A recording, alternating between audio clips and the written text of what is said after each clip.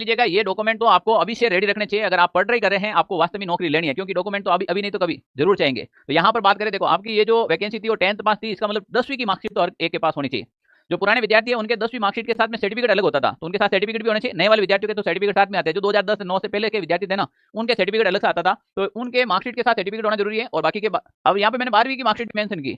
अगर आप 10th के ज्यादा योग्यता रखते हैं, जैसे आप 12th भी पास है, आप ग्रेजुएट हैं, या फिर आपके एमए कर रखी है, तो आप वो भी डॉक्यूमेंट साथ में मेंशन कीजिएगा। इसका फायदा आपको कहाँ मिलेगा, जब प्रमोशन की बारी आएगी तो उसमें आपको इसका फायदा मिलेगा। ऐसा नहीं कि आप 10th पास की भर्ती है, दूसरे डॉक्यूमेंट है, एविडेंस है, वो आप सरकार से छिपाए ना, क्यों है, हमने लीगल तरीके से पास किया दिखाओ। यानी कि आप 10वीं के साथ 12वीं करके 12वीं ग्रेजुएशन करके ग्रेजुएशन, वो भी डॉक्यूमेंट आपको साथ में तैयार करने हैं।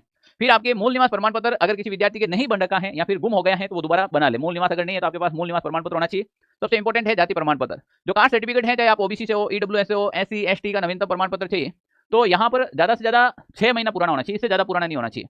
तो किसी के पुराना बन रखा है, किसी के पहले का बन रखा है, किसी के सेंट्रल गवर्नमेंट का बन रखा है, तो वो अपने डॉक्यूमेंट में समय रहते सुधार करें। राज्य सरकार के अनुसार जो जाति प्रमाण पत्र बनता है वो मिनिमम 6 महीने पुराना ही चलेगा यहाँ पर, तो नवीनतम आप बनाने चाहिए। यहाँ पर काफी विद्यार्थी के ये डाउट आएगा, मुझे पता है, मेरे कमेंट बॉक्स में आएगा कि सर मैं फॉर्म भरने के बाद मेरा ईडब्ल्यूएस बना है।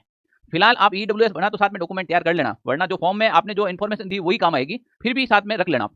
चरित्र प्रमाण पत्र की बात करें तो आपके जो 2 राजपत्रित अधिकारियों के द्वारा चरित्र प्रमाण पत्र बनाया जाएगा। वैसे 12th पास करते स्कूल से चरित्र प्रमाण पत्र बनता है, या फिर नया बनाना है तो एक फॉर्म आता है चरित्र प्रमाण पत्र का, कोई भी आपके स्कूल में लेक्चरर वगैरह हैं वो अटेस्टेड करके बना देंगे। पुलिस वेरिफिकेशन होगा आपके सिलेक्शन के बाद, तो वो एक अलग से फॉर्म आएगा जिसमें आपको पुलिस वेरिफिकेशन कराना है।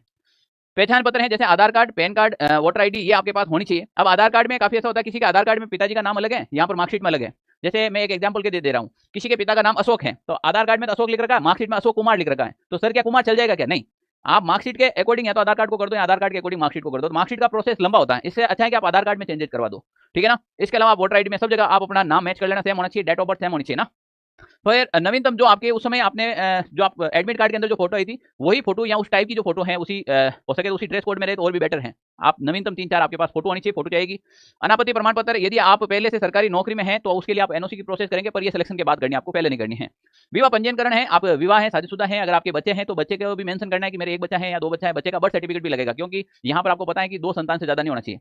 तो ये क्राइटेरिया है। तो आपके मैरिज सर्टिफिकेट, अब सर मैरिज सर्टिफिकेट नहीं है तो बना लो, नगर निगम में बनते हैं, नगर पालिका में बनता है, कोई ज्यादा समय नहीं लगेगा, फिर इधर उधर भागोगे तो समय रहता बना लीजिएगा।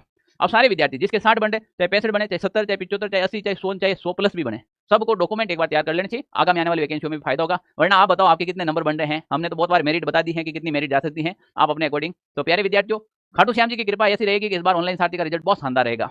तो आप तैयार हो जाएगा, और जब